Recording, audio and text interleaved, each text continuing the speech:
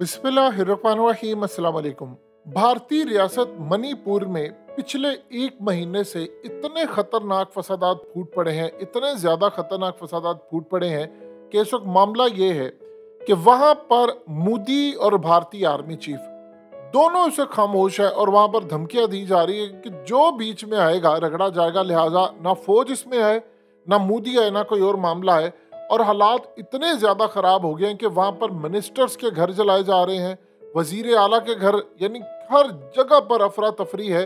और ऐसा लग रहा है कि पूरी रियासत वहाँ पर 40,000 के करीब फौज और सिक्योरिटी इदारे वहाँ पर मौजूद हैं, लेकिन हालात मुकम्मल तौर पर बाहर हैं। और वार्निंग जारी की गई है कि अगर मोदी या आर्मी चीफ जो बीच में आएगा, किसी को नहीं छोड़ा जाएगा, सबको भून दिया जाएगा। अब मामला क्या है और मणिपुर में जो इस वक्त लड़ाई हो रही है वो इतनी खतरनाक हद तक बढ़ गई है कि ना उनकी फौज से कंट्रोल हो रही है, ना हुकूमत से कंट्रोल हो रही है। और कहा यह जा रहा है कि इसमें जानबूझकर हुकूमत का हाथ है। ये मामला क्या है? असल में मणिपुर जो रियासत है, यहाँ पर दो ग्रुप्स इस वक्त बड़े लेवल पर होते हैं, जिसमें एक तीसरा ग्रुप भी शामिल आता है। दो ग्रुप, इसमें एक मेती ग्रुप है और दूसरा इसमें कोकी ग्रुप है, जिसके साथ इस वक्त नागा ग्रुप भी शामिल है। अब असल में जिस तरह हमारे यहाँ पर एमपी होते हैं, वहाँ पर एमएलए होते हैं। आप ये देखें कि मणिपुर का जो चीफ मिनिस्टर है वो बीजेपी का है। 60 एमएलए में से 40 जो एमएलए हैं वो मेती कम्युनिटी ग्रुप से हैं और बाकी जो 20 हैं उनका ताल्लुक नागा और कोकी कबाइल से है। अब आप ये देखिए, 12 वजीर आला इस वक्त तक आ चुके हैं, जिसमें से 2 सिर्फ कबाइल से थे। अब वहां पर बीजेपी की हुकूमत है। लड़ाई वहां पर क्या हो रही है? लड़ाई वहां पर यह हो रही है कि कोकी और मेती ग्रुप के दरमियान आपस में लड़ाई है और मेती ग्रुप का एक स्पेशल स्टेटस दिया जा रहा है जिनका ताल्लुक हिंदू बरादरी से है। अब जो कोकी ग्रुप है वो मसीह बरादरी से, यानी वो ईसाई है। अब इस वक्त सूरत हाल ये है कि दोनों आपस में लड़े हैं, यानी मसीही जो ईसाई ग्रुप है उनका कहना है कि हिंदुओं के जो ग्रुप है इसको पूरी तरह सपोर्ट किया गया। दोनों एक दूसरे के इलाके में नहीं आ सकते। एक दूसरे के इलाके में रहने वाले जो लोग हैं वो इस वक्त घर बार छोड़कर जा रहे हैं। यानी दूसरे लफ्जों में वो कह रहे हैं कि जो मुसलमानों के साथ हिंदुओं ने किया था, अब ईसाइयों के साथ इस वक्त शुरू कर दिया है। और दोनों के पास इस वक्त जदीद हथियार हैं जो भारतीय आर्मी के पास भी नहीं है। यानी इस लेवल के हथियार हैं कि फौज भी वहां पर जाते हुए कतराती है और उनके पर वहां पर जलते हैं। अमित शाह वहां पर आता है और अमित शाह आकर वहां पर कहता है कि देखिए, मैं आप लोगों के आगे रिक्वेस्ट करता हूं कि आप दोनों बरादरी के जो लोग हैं वो हथियार डाल दें और हथियार आप सरकार के पास जमा कराएं। उन्होंने कमेटी वहां पर कायम की कि दोनों के दरमियान हम लोग बातचीत करेंगे। लेकिन प्रॉब्लम ये है कि सारी सूरत हाल के अंदर भारतीय आर्मी चीफ वह खामोश है।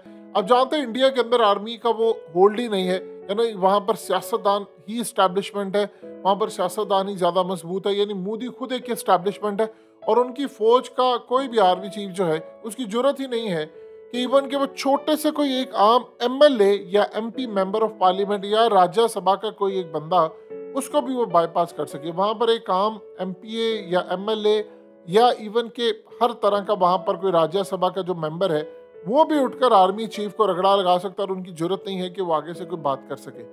अब भारत के अंदर जो सूरत हाल इस वक्त पैदा हुई है कि वहाँ पर हालात शदीद खराब है। इतने सख्त पैमाने पर लोग अस्पतालों में दाखिल है, एक दूसरे के घर जलाए जा रहे हैं, निकाला जा रहा है।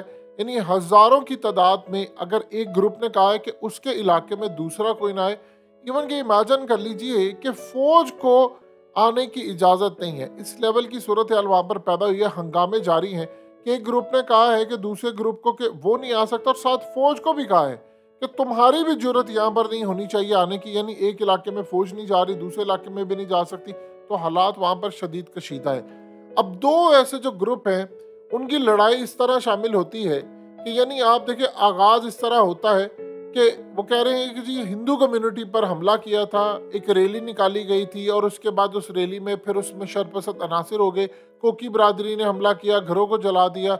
और इस सारी सूरत हाल में यानी आप ये समझ लें कि ये वो मॉडल है जो पाकिस्तान के अंदर एमक्यूएम का था, एएनपी का था, पीपल्स पार्टी का था कराची के अंदर।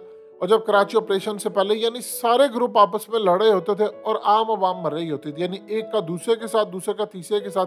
अब वहाँ पर कुछ आवाज़ें जो मणिपुर के अंदर उठ रही हैं वो कह रहे हैं कि जी हमें अलग रियासत चाहिए, हमें भारत के साथ शमूलियत इख्तियार नहीं करनी, हमारी रियासत अलग होनी चाहिए। अब हैरान कुन तौर पर वहां पर भारतीय फौज बेबस है, वहां पर रॉ का चीफ बेबस है, मोदी बेबस है, एक बयान नहीं दिया, पूरी की पूरी रियासत वहां पर जल गई है। फौज को वहां पर जाने की इजाजत नहीं है, यानी फौज वहां पर मौजूद है, उनको कुछ खास एरिया से आगे जाने की इजाजत नहीं है। वहां पर हर एक यानी जिसका ग्रुप स्ट्रांग है उसका राज चलता है। दो ग्रुप आपस में लड़े हैं और दोनों कह रहे हैं कि हमने किसी सूरत एक दूसरे को नहीं बख्शना, ना हमने छोड़ना है।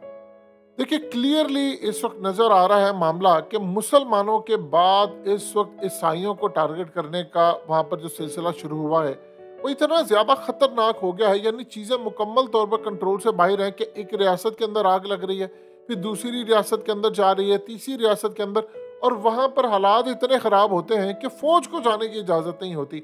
आप ये देखें कि एक महीना हो जाए और वजीर आजम इतनी वहां पर यानी लोग मरना शुरू हो जाए, लोगों के हालात खराब हो, घर जल रहे हैं, मिनिस्टर्स के घर तक उन्होंने जला दिए हैं, और वो कह रहे हैं कि हमने बीजेपी की सरकार को भी गिराना है। जो कम्युनिटी दूसरी है वो कह रही है हमने गिराना है, और यहाँ पर मोदी इस सारे खेल के अंदर शामिल है। तो आप अंदाजा कर लें कि मोदी की जरूरत नहीं है कि वो वहां पर एक स्टेटमेंट दे दे, वो अमित शाह को भेज रहा है और बार बार माफी तलाफी की बात हो रही है। देखिए भारत की रियासत के अंदर एक जगह पर नहीं कई जगह पर इस वक्त हालात हैं। अब आप ये देखिए जब इस तरह का मामला होता है तो अमेरिका जाहिर सी बात है वो इन ग्रुप्स को हाईजैक कर लेता है। अब सबसे बड़ी बात ये होती है कि जो असला वहां पर पहुंच रहा है वो भारतीय फौज के पास भी वो असला नहीं है। वो असला कहाँ से आ रहा है? वो कह रहे हैं जी बाहर से इनको असला दिया जा रहा है। अभी उन्होंने नाम नहीं लिया, कल को वो कह देंगे जी इसके पीछे चाइना का हाथ है, कल को वो कह देंगे जी इसके पीछे पाकिस्तान का हाथ है। हमारी तो अपनी हालत इतनी खराब है कि हम अपने मसाइल में इतने उलझे हुए हैं कि हमने दूसरों को क्या सपोर्ट करना है। वहां पर खुद ही दो ग्रुप्स के अंदर इतने हाई एक्सट्रीम लेवल की बगावत हो चुकी है। अगर यहाँ पर बीजेपी की हुकूमत जो मेथी ग्रुप की है अगर वो किसी भी तरह से चली जाती है, यानी आप देखिए हिंदू कम्युनिटी की जो खास तौर पर अक्सरियत है ग्रुप को, अगर वहां पर उनकी हुकूमत चली जाती है तो फिर ये इतना बड़ा सेटबैक होगा, और ये फसादात अगर इस लेवल पर जाते हैं तो फिर यानी आप सोच लें कि फौज नहीं जा सकती, पुलिस एक इलाके में नहीं जा सकती, हर इलाके के अंदर उनके अपने जो जदीद हथियार रखने वाले हैं वो लड़े हैं, दरख्तों को आग लग रही, पूरे का पूरा रियासत इस वक्त अखाड़ा बना हुआ है। यानी मामला इतने खराब है कि ना फौज हेलीकॉप्टर से उतर सकती है, वहां पर उनको समझ नहीं आ रही कि अगर हालात इतने खराब होते हैं तो फिर हमें कोई एयरफोर्स भेजनी पड़ेगी, इलाकों के अंदर स्ट्राइक करने पड़ेंगे।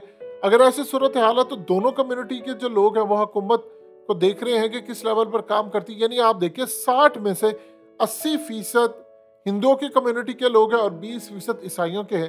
तो अगर ऐसी सूरत हाल होती है तो आप 20 को भी मैनेज नहीं कर पाएंगे। उनकी पार्लियामेंट के अंदर ये बात डिस्कस हो रही है लेकिन मोदी इस पर कोई गुफ्तगू करने को तैयार नहीं है। अगर चीजें इसी तरह रही, यानी अगर इस सारी सूरत हाल के अंदर इनको मैनेज ना किया गया तो वहां पर तो आज़ादी के नारे लगना शुरू हो जाएंगे जो पहले काफी अरसे से लग रहे हैं। वो ऑलरेडी कहते हैं कि हमारा इनके साथ कोई ताल्लुक नहीं है, हमें अलग स्टेटस दिया जाए। उनके वहाँ पर झंडे अलग लहराए जाते हैं, वो कहते हैं कि जी हमें अलग स्टेटस दिया जाए, हम पहले इनके साथ रहने को तैयार नहीं है। तो यहाँ पर जो इस वक्त मोदी की सूरत हाल बैठी है वो बड़ी तशवीशनाक है कि आया उसकी मर्जी से सारा कुछ हो रहा है, पूरी रियासत जल रही है, सही मायनों में पूरी रियासत जल रही है, लेकिन सरकार इस पर कोई लबकुशाई करने को तैयार नहीं है।